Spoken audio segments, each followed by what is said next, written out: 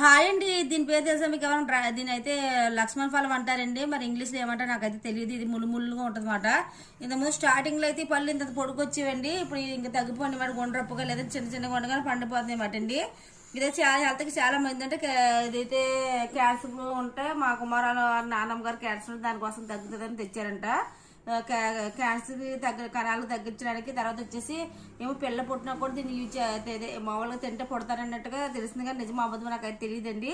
హెల్త్కి మాత్రం చాలా మంచిదండి ఈ ఫ్రూట్ అయితే కనుకండి. మేము ఈ 2-3 ఏళ్ళ నుంచి మాకు దొరకట్లేదు. మొన్న అయితే మా ఆయనగారు వెళ్ళారు కదా, మొన్నగా నిన్న వెళ్ళారు మా ఆయనగారు అండి. వెళ్తే ఈ ఫ్రూట్ అయితే పండిపోయి ఉందటండి, తెచ్చుకొచ్చారన్నమాట అండి. టేస్ట్ అయితే వచ్చా సీతాఫల పండు కదా, కొంచెం పీస్గా ఉంటుంది. సీతాఫల పండు ఎలాగుంటుంది అలాగుంటుంది మటన్, కొంచెం లైట్గా పీస్గా ఉంటుంది మాట అండి. టేస్ట్ అయితే బాగుంటుంది, లైట్గా పండకపోతే కొంచెం లైట్ పులుపు ఉంటుంది.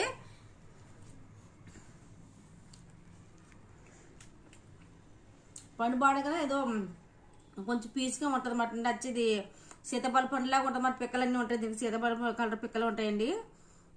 మీరు ఎవరైనా తిన్నారు లేదా తింటే కామెంట్ సెక్షన్ చెప్పండి. అలాగే నా ఛానల్ సపోర్ట్ చేసుకుని సపోర్ట్ చేయండి. Bye bye.